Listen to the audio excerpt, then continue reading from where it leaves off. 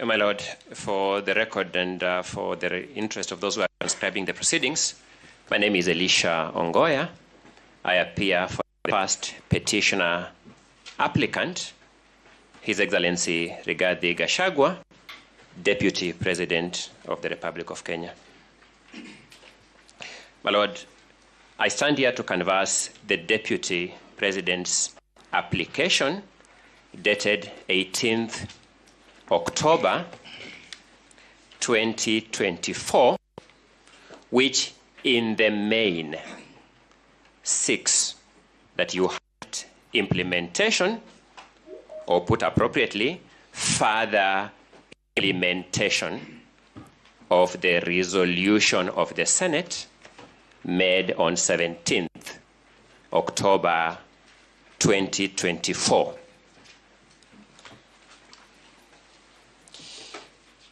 Allow me to then also record that we have some written submissions that were filed, and I think it's good practice to draw the court's attention to them so that the record confirms that they are part of the record.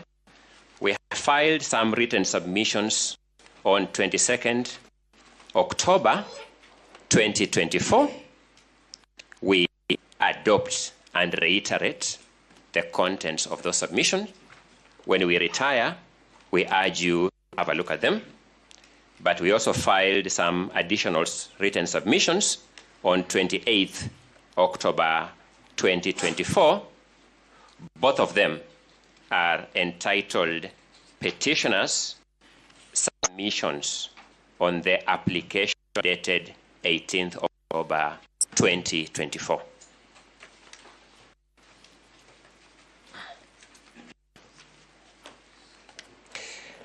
Let me move into the substance of what I want this court to consider this morning. And I want to make some overall observations, my lords and my lady. I prefer to look at this case in this court as an opportunity for our constitutional order. Whereas I know that there may be Kenyans out there interested in this matter, looking at this moment as a challenge to our democracy and a challenge to our constitutional order, I bear a message of hope. I want us to look at these proceedings as an opportunity for our constitutional order. So the challenge for me, my lords and my lady, is how we shall seize and use this opportunity. I look at it as an opportunity for our governance institutions.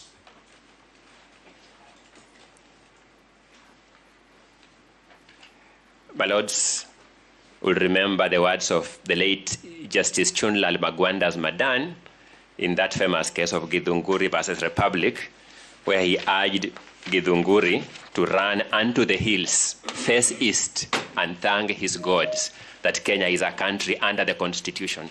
I see this as another opportunity. I beseech this court to urge His Excellency Rigathi Gachagua to run to the top of Mount Kenya, face east, and tell the world that Kenya is a country under the Constitution through the opportunity presented by this case. I see this case as an opportunity for the judiciary, and I'll be elaborating on this point in a short while because of the behavior of other organs of government in the recent past. So I see this as an opportunity for the judiciary. I see this case as an opportunity for righting wrongs and not for perpetuating wrongs.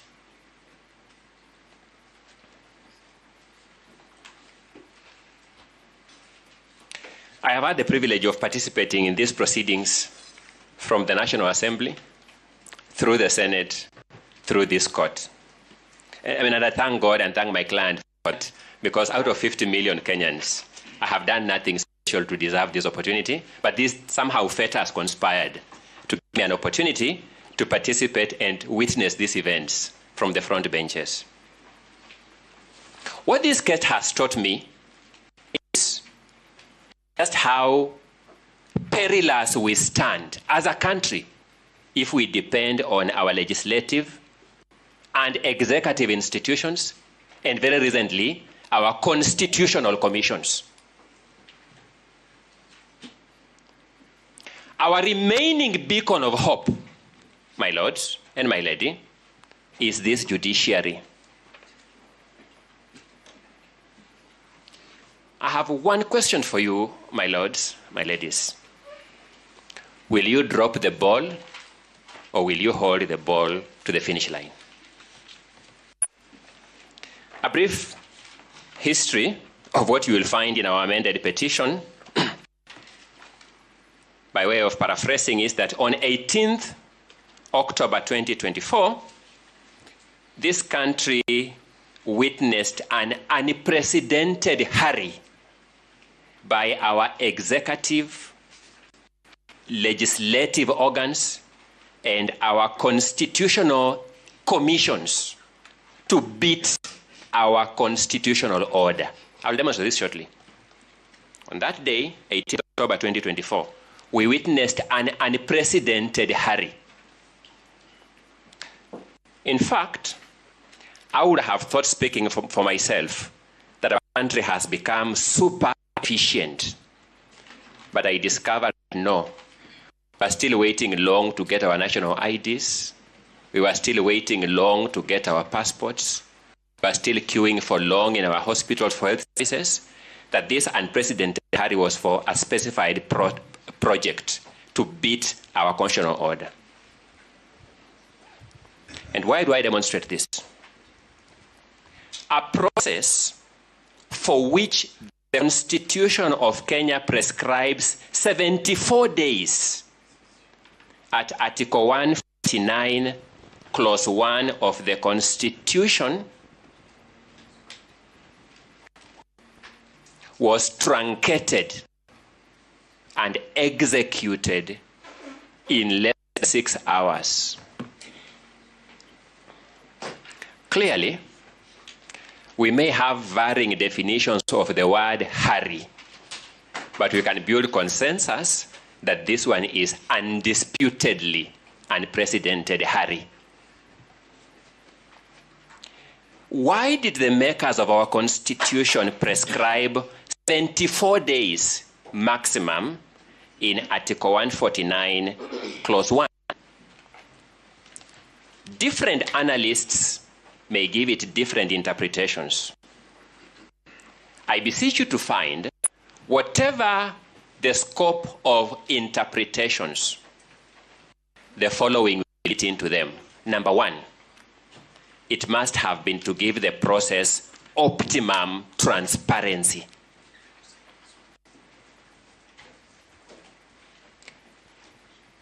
Number two, it must have been to give the process optimum accountability.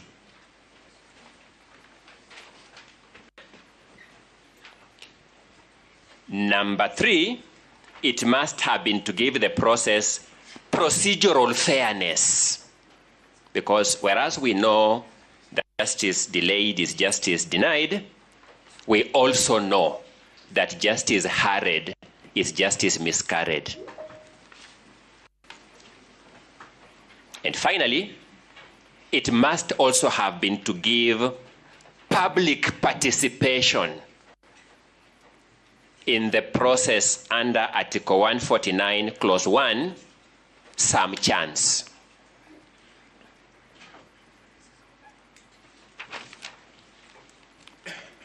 Allow me to submit at that juncture from the very outset that the process undertaken by the President of the Republic of Kenya, by the Ethics and Anti-Corruption Commission, which was mentioned in the President's communique to Parliament, to the National Assembly, by the IEBC, that was also included in the President's communique to the National Assembly, and by the National Assembly itself, did not even pretend to have an iota of public participation. Even the pretense of public participation was now taken away. We will demonstrate to you that the process between 1st October and 17th October, the process between 1st October, when a notice of motion was given in the National Assembly, to 17th October, when a resolution was taken by the Senate, had pretenses, half-hearted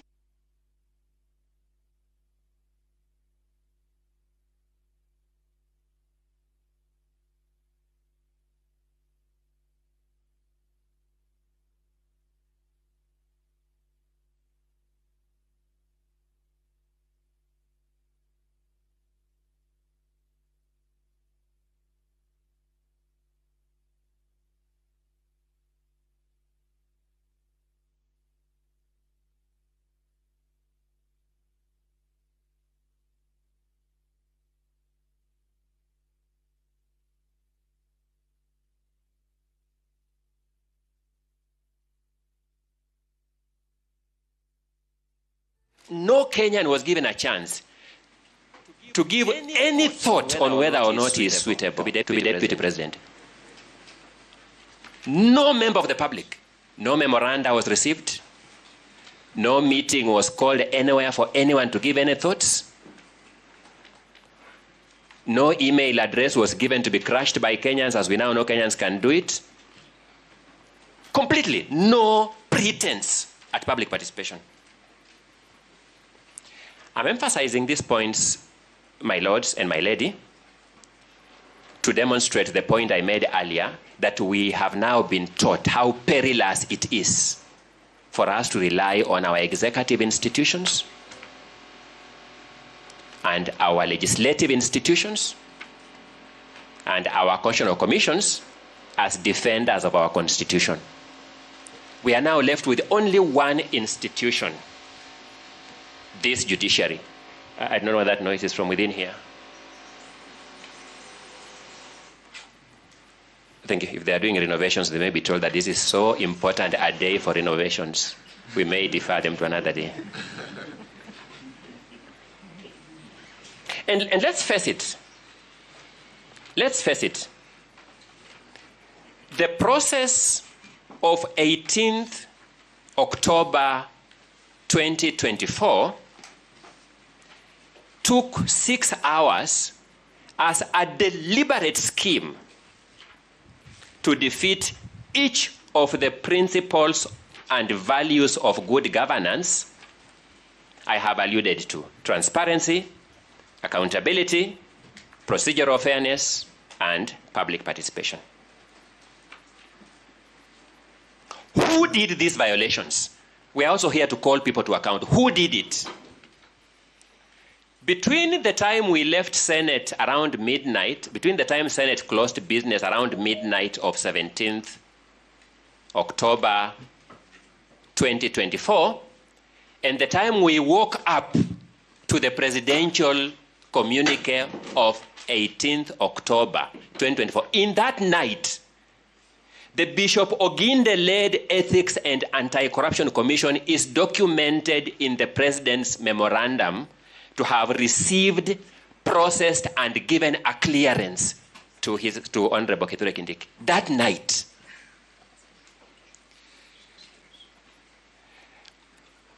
My lords, history is important, and I may not remind you why our Constitution prescribes that our presidents be sworn in during the day. We were all adults, we know where that comes from. It's one of the most autochthonous provisions of our Constitution. And therefore, when things happen in the night, we have reason to have our antennas high. Between the time Senate rose on the night of 17th October 2024 and the time we woke up in the morning of 18th October 2024 to the President's communication to the National Assembly, we were told that the IEBC, which we now know is not properly constituted, has no commissioners, had purportedly cleared Honorable Kithure Kindiki in the night. I'll not say much about KRA because I think KRA can work overnight and we will not complain.